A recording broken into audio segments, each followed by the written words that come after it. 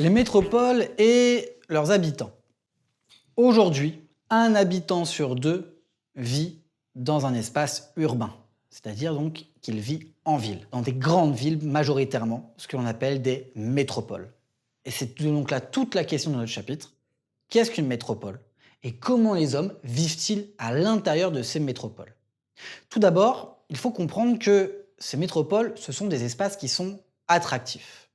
En 2015, plus de 3,7 milliards de personnes vivent en ville. Près de 54% de la population vit donc dans des villes. Et vit majoritairement dans des grandes villes. Et ça, c'est le résultat d'un phénomène qu'on appelle l'urbanisation. L'urbanisation, c'est le fait de voir les populations venir s'installer dans les villes.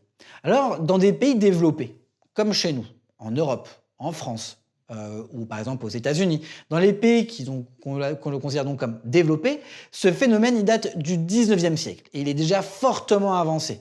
On a atteint des taux d'urbanisation quasiment entre 75 et 80% de la population. En France, on est aux alentours de 80% aujourd'hui de la population française qui vit en ville. Dans les pays en voie de développement, le phénomène est en cours. Les populations quittent les campagnes, où il n'y a pas assez de travail, où il y a il y a des mauvaises conditions de vie, pour espérer avoir un meilleur fonctionnement, pour avoir une meilleure vie dans les villes. Et c'est ce qu'on appelle l'exode rural. Et pourquoi est-ce que l'on part dans ces métropoles? Tout simplement parce que dans ces métropoles, on y trouve des activités et des richesses que l'on ne trouve pas précisément dans les espaces périphériques, c'est-à-dire à l'écart. Qu'est-ce que c'est qu'une métropole? Une métropole, c'est une grande ville qui a des espaces qui sont à la fois habités donc, mais qui ont des fonctions bien spécifiques. Ces fonctions, elles sont nombreuses. Une métropole, elle a plusieurs fonctions. Elle a la fonction économique, politique, sociale et culturelle. Alors, les fonctions économiques, tout d'abord, dans une ville, on trouve des banques, des entreprises, des magasins, par exemple, et ça donne du travail aux populations. Ça crée de la richesse pour la ville. Et donc, les gens viennent s'installer dans les villes parce qu'il y a du travail qui va leur permettre donc de vivre correctement. Une métropole se caractérise aussi par son aspect politique. Dans ces grandes villes, puisqu'elles sont importantes, on va y concentrer ici des acteurs qui vont avoir un impact à la fois sur la ville, mais sur le pays. Il va y avoir donc le siège de l'Assemblée nationale, par exemple en France, où vous allez avoir des préfectures qui vont choisir l'organisation du territoire à proximité. Vous allez avoir des mairies, vous allez avoir en tout cas un certain nombre de bâtiments politiques qui vont avoir un impact sur une échelle à la fois de la ville ou parfois même sur une échelle nationale. Vous avez également un espace des fonctions sociales. Dans ces grandes villes, il y a besoin d'écoles, il y a besoin d'universités, il y a besoin d'hôpitaux. Vous avez donc besoin d'avoir des bâtiments qui vont répondre aux besoins des sociétés. Dans chaque grande ville, vous avez des espaces à fonction culturelle. On peut penser ici aux bibliothèques, aux musées, aux bâtiments sportifs. Toutes ces fonctions sont bien présentes dans une ville parce qu'elles sont recherchées par les populations. Les populations, elles viennent s'installer en ville parce qu'elles recherchent l'ensemble de ces éléments-là. Comment est structurée une métropole? Une métropole, tout d'abord, on y trouve en son centre ce qu'on appelle le centre-ville. Dans le centre-ville, généralement, de ces métropoles, puisque ces métropoles ne sont pas toutes récentes, elles ne se sont pas nées du jour au lendemain, elles ont généralement une histoire qui est assez longue, on y trouve des monuments anciens, des bâtiments qui sont très anciens, entretenus, bien entendu, et puis on y trouve aussi à proximité des quartiers des affaires, ce qu'on appelle des CBD, Central Business District. Donc quartier central des affaires, là on va mettre de grandes entreprises qui vont apporter de nombreuses richesses à la métropole. Ce centre-ville, il est souvent très cher. Pourquoi? Parce qu'il y a peu d'espace et beaucoup de personnes souhaitent y habiter. Et donc, ça crée des inégalités. Ensuite, vous avez ce qu'on appelle la banlieue et les espaces périphériques. Là, la ville, une fois que la population est venue peupler cette ville, cette ville, petit à petit, elle va s'agrandir en périphérie. Il n'y a plus de place au milieu. Et le phénomène, finalement, de voir la ville qui s'agrandit, c'est ce qu'on appelle l'étalement urbain. La ville qui s'étale.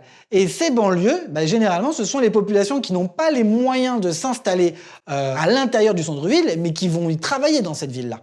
Et pour cela, il faut mettre en place un certain nombre d'éléments, notamment des axes de transport performants et bien réfléchis pour faire en sorte que les populations qui vivent dans cet espace périphérique puissent venir directement dans la ville et dans son centre pour pouvoir accéder à tout ce dont elle a besoin.